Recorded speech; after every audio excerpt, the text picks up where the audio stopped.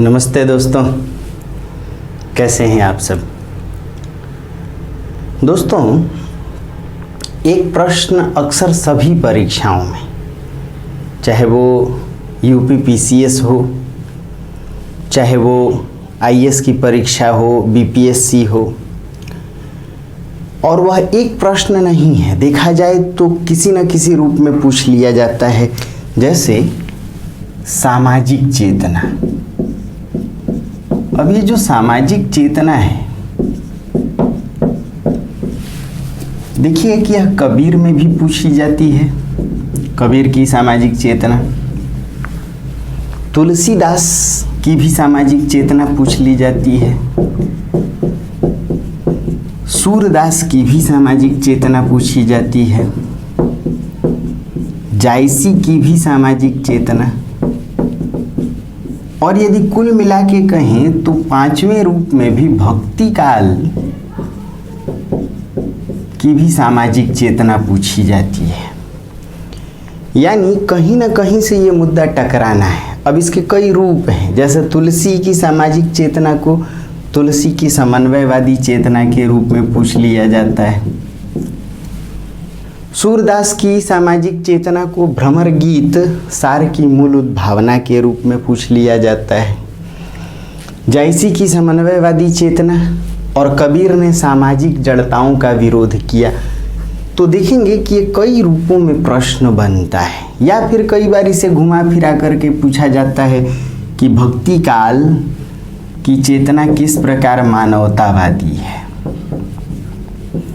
या पूछ लिया जाता है किस प्रकार भक्ति काल में लोक चेतना के तत्व उजागर हैं, या फिर दोस्तों पूछ लिया जाता है कि किस प्रकार भक्ति काल स्वर्णिम युग है। तो समझिए कि कुल मिलाकर के यह प्रश्न सामाजिक चेतना पर है और इसका आना तय है, चाहे वह कबीर को लेकर के आप चलें, चाहे तुलसी को, चाहे जायसी को, तो ये सामाजिक चेतना बहुत ही महत्वपूर्ण है। दोस्तों, किसी पर भी ये मुद्दा आए, कुछ बातों को समझने लायक है। सबसे पहली बात तो याद रखिएगा कि भक्ति काल या भक्ति आंदोलन, क्योंकि ये सभी रचनाकार भक्ति काल से जुड़े रहे, भक्ति आंदोलन से जुड़े रहे, तो भक्ति आंदोलन के विषय में यह कहा गया कि भक्ति आंदोलन धर्म सुधार आंदोलन के माध्यम से समाज सुधार के भाव से भरा हुआ था। भक्ति आंदोलन का उद्देश्य ही था समाज को सुधारना, समाज को झकझोरना। क्योंकि डॉक्टर रामविलास शर्मा के एक वक्तव्य से हम लोग अगर चलें तो उन्होंने इस बात को लिखा कि भक्ति आंदोलन मध्यकालीन लोक जागरण की अभिव्यक्ति है।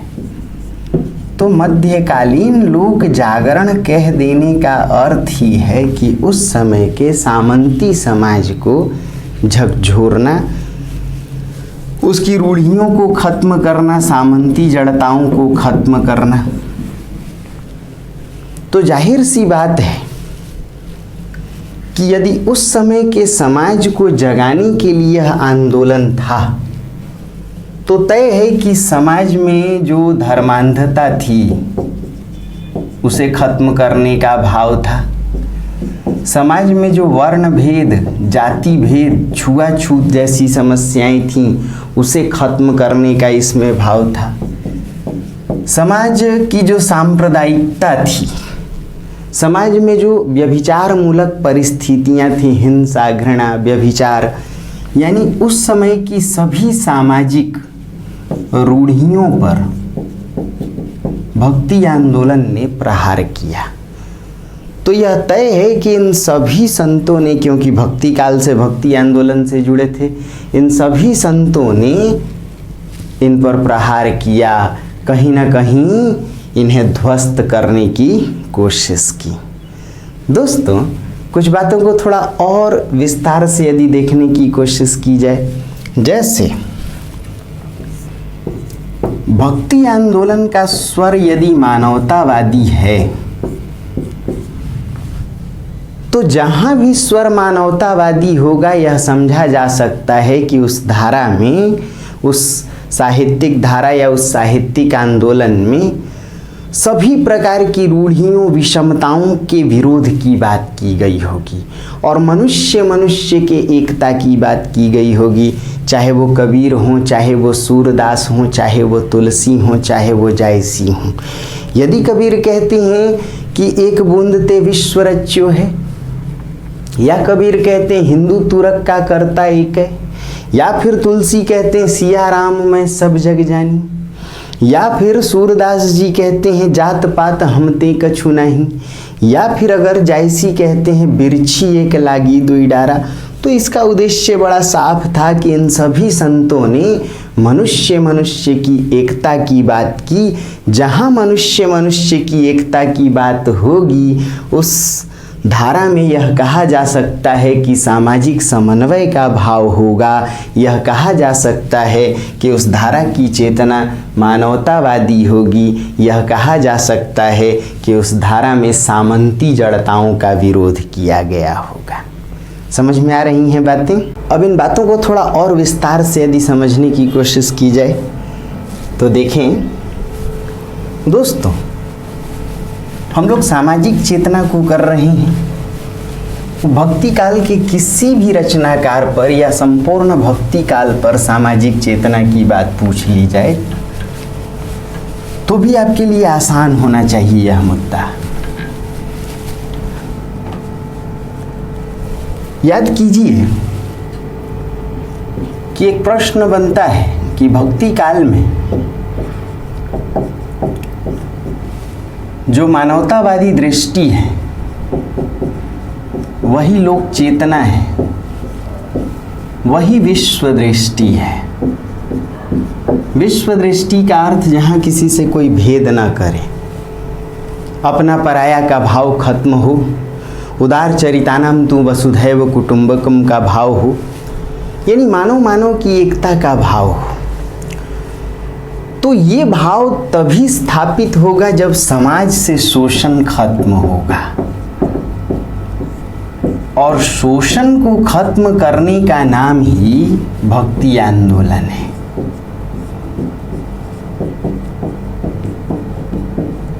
यदि आप भारतीय इतिहास की बात करें तो भारतीय इतिहास में 3 बड़े आंदोलन हुए। देखा जाए तो जैन बौद्ध आंदोलन,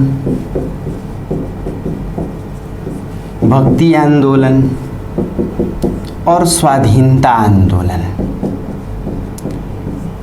इन तीनों आंदोलनों में स्वाधीनता आंदोलन को तो हम लोग खूब अच्छी तरह से याद रखते हैं कि इसमें स्वतंत्रता, समानता, न्याय, मानवता, बंधुत्व के भाव थे। फ्रांस की क्रांति से आई, ये हमें याद है। तो याद रखिए जैन बौद्ध आंदोलन में भी स्वतंत्रता, समानता, न्याय, बंधुत्व, मानवता के भाव थे। प्रेम, दया, करुणा, सहिष्णुता के भाव थे। भक्ति आंदोलन में भी यही भाव थे और स्वाधीनता आंदोलन में भी यही भाव थे। और तीनों आंदोलनों में शोषण विरोध, शोषण को खत्म करने का भाव था। यदि जैन बौद्ध आंदोलन को हम लोग देखें तो ब्राह्मणवादी शोषण के विरोध में जैन बौद्ध आंदोलन आया। यदि भक्ति आंदोलन को देखें तो सामंती शोषण के विरोध में आया। और यदि स्वाधीनता आंदोलन की बात की जाए दोस्तों तो स्वाधीनता आंदोलन औपनिवेशिक साम्राज्यवादी यानी अंग्रेजी शोषण के विरोध में आया। जाहिर सी बात है कि किसी भी समाज से शोषण को खत्म करने के लिए उस समाज के निचले तबके या जन सामान्य के बीच जन जागरण की आवश्यकता पड़ती है। जिस प्रकार स्वाधीनता आंदोलन में नव जागरण परक चेतना, पुनर्जागरण की आवश्यकता पड़ी, उसी प्रकार भक्ति आंदोलन में भी लोक जागरण। इसीलिए डॉक्टर रामविलास शर्मा ने कहा कि भक्ति आंदोलन लोक जागरण की साहित्यिक अभिव्यक्ति है। और जैन बौद्ध आंदोलन में भी याद रखिए कि गौतम बुद्ध और महावीर जैन जैसे मनसियों ने समाज के शोषित वर्ग को जगाने की कोशिश की, तभी जाकर के शोषण मुक्ति संभव हो और समता, न्याय, मानवता, बंधुत्व का भाव स्थापित हो सकता था। अब एक चीज और, जिस प्रकार स्वाधीनता आंदोलन में आप देखें समाज को एक करके ही अंग्रेजों का विरोध किया जा सकता था, उसी प्रकार भक्ति आंदोलन में भी लोक चेतना जगाकर मानव को एक करके ही सामंती जड़ताओं को खत्म किया जा सकता था। और यही काम जैन बौद्ध ने किया। बौद्ध संघों में प्रवेश का अर्थ ही है संघ की एकता। संघ यानी संगठन, समूह। दोस्तों, जाहिर सी बात है कि हम लोग प्रश्न कर रहे हैं भक्ति आंदोलन में सामाजिक चेतना, या कबीर की सामाजिक चेतना, या तुलसी की सामाजिक चेतना, या जायसी की सामाजिक चेतना। तो एक बात आपको याद रखने की आवश्यकता है कि भक्ति आंदोलन कि ये सभी संत भक्ति काल के सामंती उत्पीड़नों का समाधान ढूंढ रहे थे। यदि सामंती जड़ताओं की बात करें तो सामंती जड़ताओं में सबसे बड़ी पीड़ा थी हिंसा की, सबसे बड़ी समस्या थी घृणा की। और कबीर, सूर, तुलसी, जायसी, इन सभी संतों ने एक बात को देखा, समझा कि यह हिंसा घृणा तभी खत्म होगी जब मनुष्य की एकता स्थापित हो, प्रेम का भाव स्थापित हो। हिंसा या घृणा का विरोधी तत्व प्रेम है, घृणा का विलोम शब्द प्रेम है। इसीलिए इन सभी संतों भक्तों ने अपनी कविता या यूं कहें भक्ति काल के साहित्य का केंद्रीय मर्म प्रेम रखा। तब कबीर कहते हैं, 2.5 अक्षर प्रेम का पढ़े सो पंडित होए। तुलसी कहते हैं, का भाषा का संस्कृत प्रेम चाहिए साँच। मीराबाई कहती हैं, हेरी मैं तो प्रेम दीवानी। जायसी कहते हैं, मानुष प्रेम भयं बैकुंठी। और ऐसे ही चंडीदास जैसे भक्ति काल के कवियों ने भी, सुनहु मानुष भाई सवारो परे मानुष सत्त तहारो परे के ही नहीं। जरा समझिए, सूरदास जी कहते हैं, प्रेम ते हुई प्रेम बंध्यो संसारा, प्रेम परमार्थ लई है। प्रेम से ही परमार्थ हासिल किया जा सकता, प्रेम ही संसार का बंधन है। इसका मतलब कि भक्ति काल की कविता का केंद्रीय तत्व प्रेम है। वह प्रेम उस समय के सामंती शोषण को खत्म करने के लिए था, मनुष्य की एकता के लिए था। प्रेम समाज का बंधन है। तो जाहिर सी बात है कि जब मनुष्य की एकता स्थापित हो तो वही लोक जागरण भी है, जहाँ शोषण का खात्मा हो। समझिए अब दूसरी बात कि एक तो भक्ति आंदोलन की सामाजिक चेतना मनुष्य की एकता आप में विश्वास करती है, शोषण को खत्म करने में विश्वास करती है, व्यभिचार, हिंसा, घृणा को खत्म करने में विश्वास करती है। इसीलिए यहाँ प्रेम केंद्रीय तत्व है। दूसरी बात कि उस समय के सामंती समाज के विरोध में जन सामान्य को जगाना था, तो जन सामान्य की भाषा संस्कृत नहीं हो सकती थी, कोई लोक बोली हो सकती थी। इसलिए कबीर, सूर, तुलसी सभी लोक बोली के गायक थे। कबीर कहते हैं, संस्कृत है कूप जल भाखा बहता नीर। जायसी कहते हैं, तुर्की, अरबी, हिंदवी भाषा जेती काई। और ऐसे ही तुलसी का भाषा का संस्कृत, प्रेम चाहिए साँच। लोक जागरण यानी सामंती शोषण से लोक सामान्य, जन सामान्य को जगाने के लिए प्रेम की कविता यदि आवश्यक थी तो प्रेम को प्रसारित करने वाली बोली, लोक बोली की भी आवश्यकता थी। इसलिए भक्ति काल की सामाजिक चेतना लोक चेतना पर आधारित है, लोक बोली पर आधारित है, लोक राग प्रेम तत्व पर आधारित है। बातें समझ में आ रही हैं दोस्तों? अब एक और बहुत मजबूत बात है, उसको थोड़ा समझिएगा दिल लगा करके। चूंकि भक्ति आंदोलन था, धर्म सुधार आंदोलन था, या यूं कहें कि भक्ति आंदोलन कुछ और नहीं, वैष्णव धर्म का पुनरुत्थान था, या आप इसे हिंदू धर्म का भी पुनरुत्थान मान लें, वैष्णववादी संस्कारों, उदारता, मानवता का भी पुनरुत्थान मान लें, तो यह तय है कि धर्म के माध्यम से ही समाज को सुधारा गया। उस समय के सामंती समाज में धर्म केंद्रीय तत्व था, इस बात को पकड़िएगा। क्यों मध्यकालीन समाज को सुधारने के लिए धर्म की आवश्यकता पड़ी, क्यों इसे धर्म सुधार आंदोलन कहा गया, जरा इसे जानने की कोशिश की जाए। दोस्तों,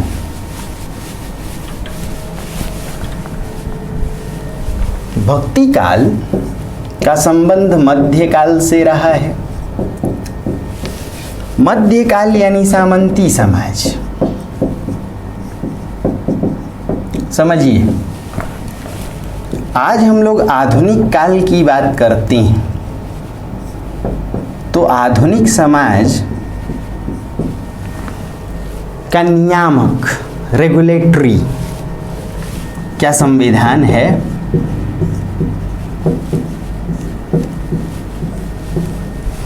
यदि आज के समाज को सुधारने की आवश्यकता पड़ती है तो क्या हम संविधान संशोधन की बात करते हैं? क्योंकि आज का समाज किससे चालित है? संविधान से। यदि समाज की कुछ कुरीतियों को खत्म करना हो, समाज से हिंसा घृणा को खत्म करना हो, समाज में व्यवस्था लानी हो, अराजकता को खत्म करना हो, तो किसके संशोधन की आवश्यकता पड़ती है? संविधान संशोधन। मध्यकाल का सामंती समाज धर्म पर आधारित था, धर्म से ही सामंती समाज चालित था। तो यह तय है कि उस समाज को सुधारने के लिए धर्म में संशोधन की आवश्यकता थी। धर्म में संशोधन को ही दोस्तों धर्म सुधार आंदोलन कहते हैं। और भक्ति आंदोलन वास्तव में धर्म सुधार आंदोलन ही था। धर्म के कर्मकांड मूलक रूप को खत्म करके, धर्म के आडंबरों को खत्म करके एक मानवतावादी धर्म की स्थापना का उद्देश्य ही भक्ति काल के सभी संतों भक्तों ने अपनाया। एक और बात, चूंकि सामंती समाज धर्म से चालित था और धर्म में सबसे अधिक संप्रेषणीयता होती है,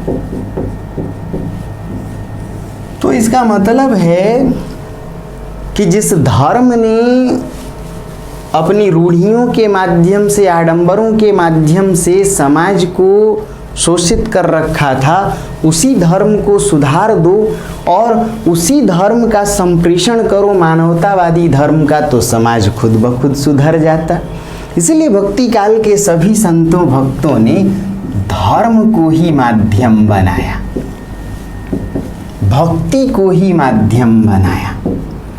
एक तो साधना में 3 तत्व हैं, भक्ति, ज्ञान योग और कर्मकांड। तो भक्ति काल के सभी संतों भक्तों ने जिस भक्ति को अपनाया, याद रखिए, वह भक्ति धर्म का रसात्मक रूप है, सरस रूप है, सहज रूप है। और दूसरी बात कि भाई उस समय के सामंती समाज का संचालन धर्म से था, तो धर्म को ही संशोधित करने की बात की गई।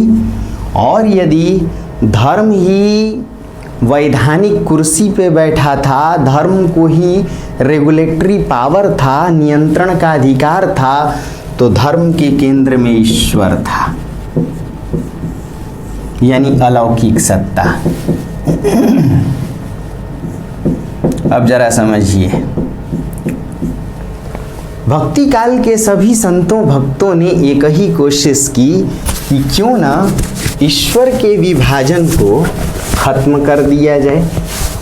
क्योंकि सभी मनुष्य यदि ईश्वर से ही उत्पन्न है, यानी धर्म का यह विश्वास है कि मनुष्य की उत्पत्ति ईश्वर से हुई है, जीवों की उत्पत्ति ईश्वर से, और जब ईश्वर में ही भेद रहेगा तो समाज अपने आप बटा रहेगा।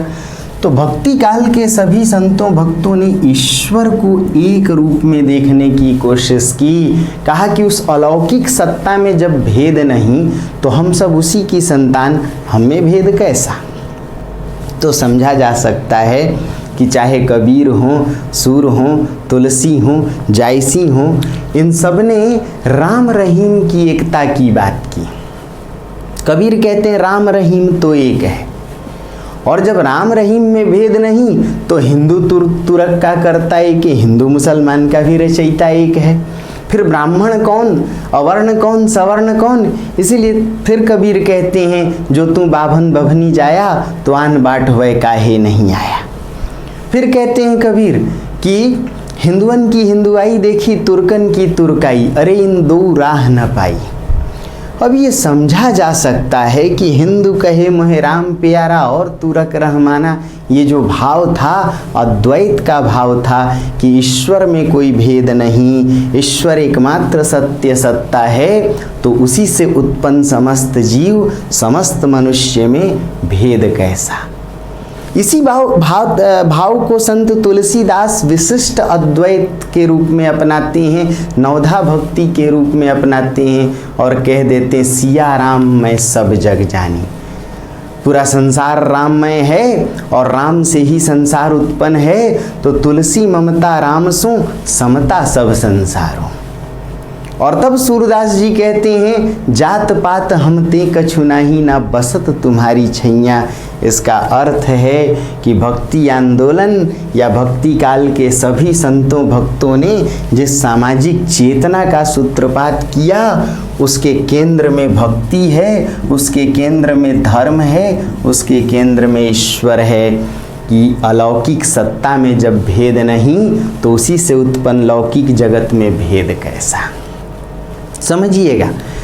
तो इन सभी संतों की जो सामाजिक चेतना है वह लोक जागरण, लोक चेतना पर आधारित है, लोक बोली पर आधारित है, प्रेम पर आधारित है, समन्वय सामंजस्य पर आधारित है, जड़ताओं के विरोध से जुड़ी हुई है। इसमें ईश्वर की एकता की बात की गई है। और यदि ईश्वर एक है दोस्तों, एक बूंद ते विश्व रच्यो है, तो को बाभन को शूद्रा, उसी से उत्पन्न मनुष्य में भेद कैसा। यही है भक्ति आंदोलन की समन्वयवादी चेतना, सामाजिक चेतना। और इसी के प्रसार में, इसी के प्रसारण में या इसी चेतना को जन सामान्य तक पहुंचाने के क्रम में इन सभी संतों भक्तों ने कहीं ना कहीं व्यभिचार, हिंसा, धर्मांधता का विरोध किया। अब संत कबीर जैसे लोग यह देख रहे थे कि जब ईश्वर सबके भीतर ही व्याप्त है तो मंदिर मस्जिद में जाकर के क्या होगा। ईश्वर मंदिर मस्जिद की चार दीवारी में नहीं बैठा है, वह तो घट घट व्यापी है। मोको कहाँ ढूंढे रे बंदे, मैं तो तेरे पास में, ना मैं मंदिर ना मैं मस्जिद। इसलिए पाहन पूजे हरि मिले तो मैं पूजूं पहाड़, और कांकर पाथर जोरी के मस्जिद लिया चिनाए। देखा जाए तो इन संतों का इतना उद्देश्य था सिर्फ कि यदि ईश्वर में प्रेम बस जाए और नास्तिक हो रहे उस समय के सामंती समाज को आस्तिक बना दिया जाए, यानी ईश्वर है और वह सब में व्याप्त है, और दूसरी बात कि उस ईश्वर में कोई भेद नहीं, राम रहीम एक, तो फिर संसार का भेद तो खुद ब खुद खत्म हो जाएगा। इसलिए संत तुलसी की कविता आप देख रहे होंगे कि उसमें समन्वय का स्वर कुछ ऐसा है कि उसमें अवर्ण सवर्ण का भी सामंजस्य है, शैव वैष्णव का भी सामंजस्य है, संस्कृत भाषा और लोक बोली का भी सामंजस्य है, निर्गुण सगुण का भी सामंजस्य है, और कहीं ना कहीं हिंदू और मुसलमानों के बीच भी सामंजस्य है। तभी तुलसी इस बात को कहते हैं अगुण सगुण दुई ब्रह्म स्वरूपा, अकथ अगाध अनादि अनूपा। तभी संत तुलसी इस बात को कह सके मांग के खाइब मस्जिद को सोईबो, कि मांग के खाऊंगा मस्जिद को सो जाऊंगा। और जायसी जैसे मुसलमान कवि भी, मुसलमान होकर भी जायसी ने यदि हिंदू घरों की पीड़ा लिखी और कहीं ना कहीं एक आतताई अलाउद्दीन खिलजी का विरोध किया और प्रेम से भरे, सौहार्दता से भरे रत्नसेन का पक्ष लिया, तो समझा जा सकता है कि ये सभी संत मानवता के पक्षधर थे, जाति वर्ण और संप्रदाय के पक्षधर नहीं थे। हिंसा घृणा आडंबरों के विरोधी थे। इनका एकमात्र धर्म था मानव धर्म। यह बात अलग है कि उस मानव धर्म के प्रचार के लिए इन्होंने ईश्वर की भक्ति का सहारा लिया। इसलिए कबीर के विषय में यह कहा गया कि कबीर मूलतः भक्त थे। सामाजिक चेतना उनकी भक्ति के प्रसार के क्रम में ही आई। या यह कहा गया द्विवेदी जी के द्वारा कि सामाजिक रूढ़ियों के जंगल झाड़ को संत कबीर ने अपनी भक्ति चेतना के प्रसार के क्रम में ही साफ किया। मतलब ये थे सभी भक्त। इन सब ने अपने आप को एक अलौकिक आध्यात्मिक चेतना से जोड़ रखा था, किंतु इनकी अलौकिक चेतना, इनकी आध्यात्मिक चेतना एक नैतिक चेतना इन्हें दे रही थी, एक अंतर्दृष्टि यह दे रही थी कि जब ईश्वर एक है तो उसी से उत्पन्न संतान अर्थात मनुष्य में भेद कैसा।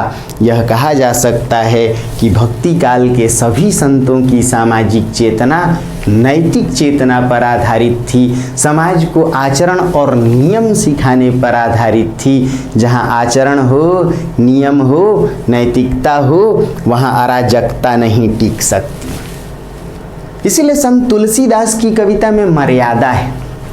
मर्यादा यानी नैतिकता, और जहाँ नैतिकता मर्यादा हो, यह समझ लीजिए कि वहीं लोक मंगल है। यदि ये सभी संत लोक मंगल की बात कर रहे थे, लोक मंगल यानी लोक कल्याण, तो लोक कल्याण यानी आज का लोक कल्याणकारी राज्य। आज यदि संविधान के संशोधन के द्वारा हम लोग लोक कल्याणकारी राज्य की बात करते हैं, तो इन संतों ने अपने समाज में राम राज्य की स्थापना की कल्पना की थी। यानी यह कह सकते हैं कि इन सभी संतों भक्तों ने एक ऐसे समाज का सपना देखा था, एक ऐसे समाज की कल्पना की थी जो सभी प्रकार के भेद से मुक्त हो। हिंसा और घृणा कि ये कट्टर शत्रु थे। जहाँ हिंसा घृणा हो, वह मनुष्य हो, उस समाज को प्रेम नहीं सिखाया जा सकता। इसलिए प्रेम सिखाने के लिए, प्रेम का पाठ पढ़ाने के लिए ये आडंबरों से मुक्त एक मानवीय समाज की कामना कर रहे थे। कबीर की कविता में देखें तो निरीह पशुओं की हत्या का भी वहाँ जमकर विरोध है। बकरी पाती खात है ताकि काढ़ी खाल, जो नर बकरी खात है ताको कौन हवाल, दिन भर रोजा रखत है रात हनत है गाय, यह तो खून वह बंदगी कैसी खुशी खुदाए। और फिर दूसरी बात कि ये संत जान रहे थे कि किसी एक पक्षीय समाज का विरोध करके तटस्थ नहीं रहा जा सकता। इसलिए ये राजनीति नहीं कर रहे थे, किसी को खुश करने का काम नहीं कर रहे थे। इन सभी संतों ने देखा कि जहाँ प्रहार की आवश्यकता है वहाँ प्रहार करो, जहाँ सामंजस्य की आवश्यकता है वहाँ सामंजस्य। इसलिए तुलसी की कविता में आप देखेंगे कि वहाँ पुरस्कार का भी भाव है, प्रोत्साहन का भी भाव है और दंड और भय का भी भाव है। तुलसी के नायक राम संतों को, सज्जनों को प्रोत्साहित करते हैं, उन्हें पुरस्कृत करते हैं, लेकिन दुष्टों को दंड देने से भी नहीं चूकते। समाज तभी सुधारा जा सकता है जब दोनों भाव हो, भय बिनु हो ही न प्रीति। सठम साठ्यम समाचरित, ये भाव हो। ठीक है, सठ संगति से सुधर सकता है, लेकिन जब जरूरत पड़े तो सठ को सुधारने के लिए भय, दंड और अनुशासन की भी आवश्यकता होती है। कोई भी समाज तभी अनुशासित होगा, कोई भी समाज तभी सुशासित होगा जब दोनों भाव संतुलन से हो। ये संत, ये रचनाकार किसी के चाटुकार नहीं थे। इसलिए याद रखिए, भक्ति काल की सामाजिक चेतना लोक चेतना से जुड़ी है। लोक चेतना का अर्थ ही सामंती रूढ़ियों का विरोध। ये दरबारी नहीं थे, ये दरबारों के घोर विरोधी थे। तुलसी कहते हैं कि हों तो चाकर राम को, पढ़ो लिखो दरबार, अब का तुलसी होहिंगे नर के मनसबदार। अरे हम नर के मनसबदार नहीं हैं, हम तो राम के दरबार में पढ़े हुए हैं। इसलिए किसी की चाटुकारी नहीं करने की आवश्यकता थी, और जो चाटुकार नहीं होगा वह समाज की रूढ़ियों पर बिना किसी लाग लपेट के प्रहार करेगा। यही भाव कबीर में प्रहार और आक्रामकता की क्षमता को जन्म दे रहा था। इसलिए अगर आप कबीर को देखें तो कबीर की कविता हिंदू धर्म की रूढ़ियों पर जब प्रहार करती है तो एक कट्टर मौलवी की तरह, और इस्लाम पंथ की रूढ़ियों पर जब प्रहार करती है तो एक सनातनी पंडित की तरह। ये कैसा भाव है? तटस्थ रहने का भी भाव नहीं, बल्कि यूं कहें कि सुधारने का भाव। इसलिए शुक्ल जी एक जगह झल्ला के कह देते हैं कि कबीर मूलतः समाज सुधारक थे, उपदेशक थे, कवि नहीं थे। भाई कवि का काम भी तो समाज सुधार है, क्योंकि साहित्य या कविता का काम ही है साहित्य समाज का दर्पण। तो अगर ये समाज को दर्पण दिखा रहे थे तो फिर कवि क्यों नहीं? कुंभन दास जी की कविता मुझे लगता है सब तक पहुंची है, हम लोग उसे याद रखते हैं उस पद को। संतन सो सिकरी सो को काम, संतन को सिकरी सो को काम, आवत जात पनहिया टूटी बिसरी गयो हरि नाम। ये फतेहपुर सिकरी जैसे दरबार में रहकर किसी शासक सामंत की चाटुकारी करने वाले लोग नहीं थे। इनका एकमात्र उद्देश्य था समाज को जगाना, समाज को झकझोरना। उसके लिए चाहे अपने को यातना भी झेलनी पड़े तो ये तैयार थे। इसका मतलब कि ये दरबारी रीतिकालीन कवियों की तरह नहीं थे, ये श्रृंगार प्रेमी नहीं थे, बल्कि इनकी कविता समाज सापेक्ष थी। ये संत भक्त होकर भी समाज से कटे नहीं थे। कबीर योग और वैराग्य को तो महत्व देते थे, किंतु समाज से कटे नहीं थे। इनकी कविता समाज सापेक्ष थी। जहाँ समाज के लिए कविता लिखी जाए, कह सकते हैं उस कविता का उद्देश्य लोक जागरण होगा।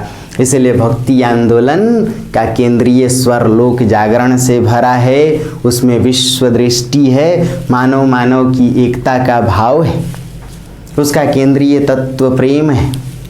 वह लोक राग, लोक बोली, लोक चेतना पर आधारित है। और इसीलिए उसमें कर्मकांडों का विरोध है, हिंसा घृणा का विरोध है, सहज चेतना का भाव है। इन संतों ने एक ऐसे ईश्वर की आराधना की जो कहीं का राजा नहीं, बल्कि जन जन के बीच रहने वाला, जन सामान्य के भाव में जीने वाला एक लोक देवता है। सूरदास एक ऐसे कृष्ण की उपासना करते हैं, उनके आराध्य कृष्ण द्वारिकाधीश नहीं है, बल्कि चरवाहा कृष्ण है, मोर मुकुटधारी, पंख धारण करने वाले, सोने का मुकुट धारण करने वाले नहीं। तुलसी एक ऐसे राम की उपासना करते हैं, तुलसी के राम अयोध्या के राजा नहीं, बल्कि उससे पहले वंचारी राम है। देखा जाए तो बानर भालुओं, मनुष्य और पशुओं की मैत्री स्थापित करने वाले राम हैं। आर्य और अनार्य की मैत्री स्थापित करने वाले राम हैं। इसलिए आचार्य द्विवेदी ने कहा था कि जब दो विरुद्धों का सामंजस्य किया जाए तो समझ लीजिए कि वहीं समन्वयवादी चेतना है।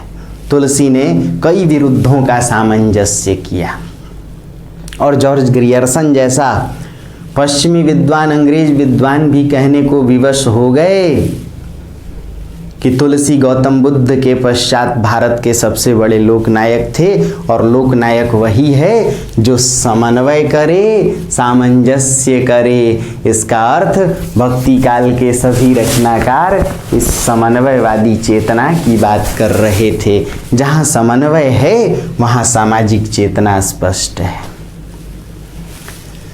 दोस्तों, एक दो बातें सामाजिक चेतना में और उभर के आती हैं कि भाई कबीर, तुलसी ये सभी सामाजिक चेतना के पक्षधर थे, तो फिर इनकी कविता में कहीं वर्णवाद के प्रति प्रतिक्रिया है, कहीं नारी के प्रति अवहेलना का भाव क्यों है?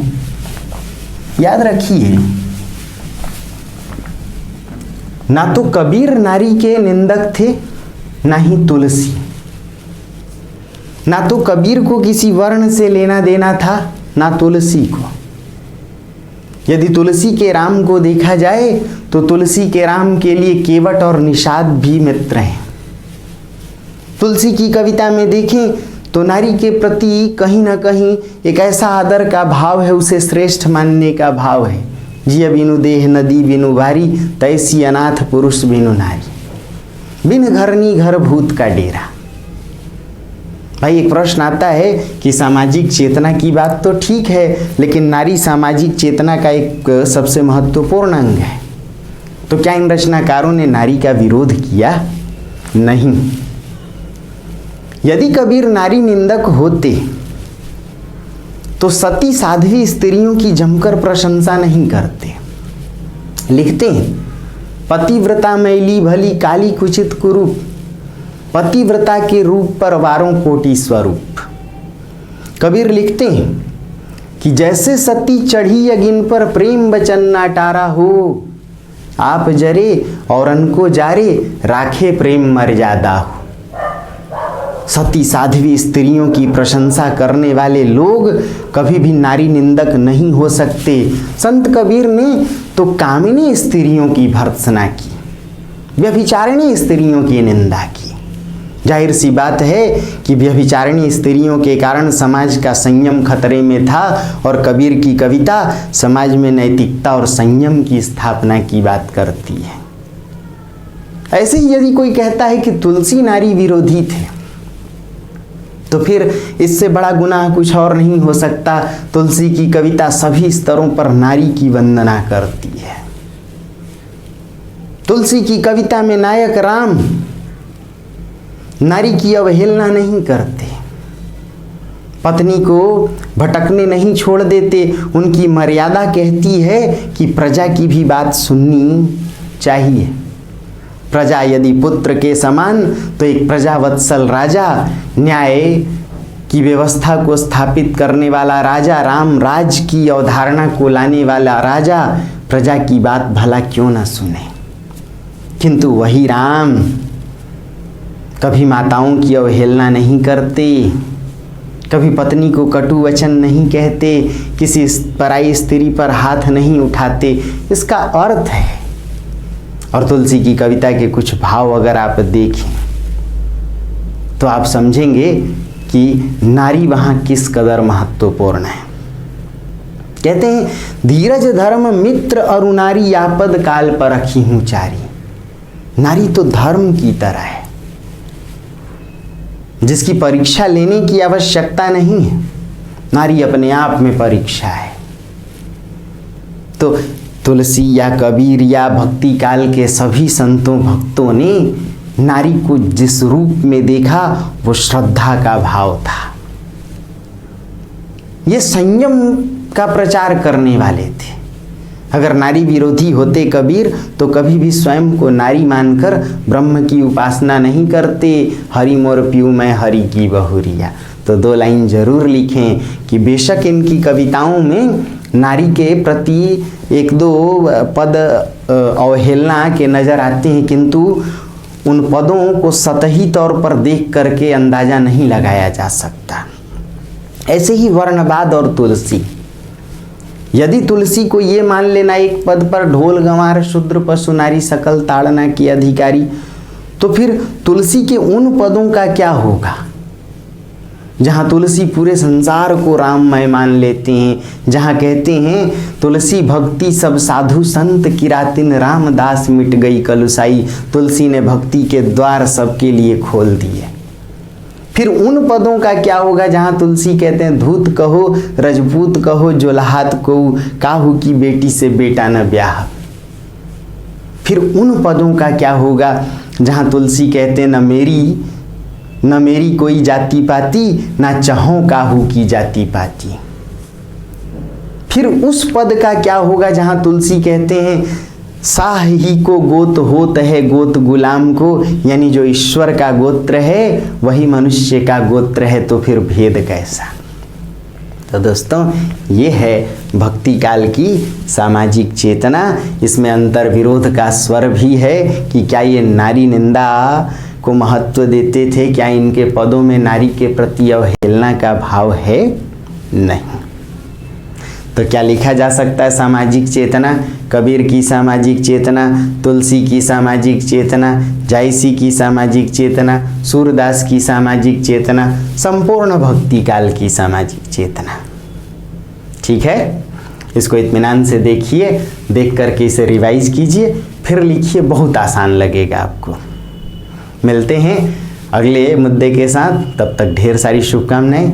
नमस्ते दोस्तों।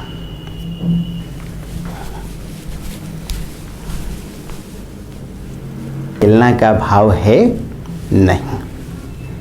तो क्या लिखा जा सकता है? सामाजिक चेतना, कबीर की सामाजिक चेतना, तुलसी की सामाजिक चेतना, जायसी की सामाजिक चेतना, सूरदास की सामाजिक चेतना, संपूर्ण भक्ति काल की सामाजिक चेतना। ठीक है, इसको इत्मीनान से देखिए, देख करके इसे रिवाइज कीजिए, फिर लिखिए, बहुत आसान लगेगा आपको। मिलते हैं अगले मुद्दे के साथ, तब तक ढेर सारी शुभकामनाएं। नमस्ते दोस्तों।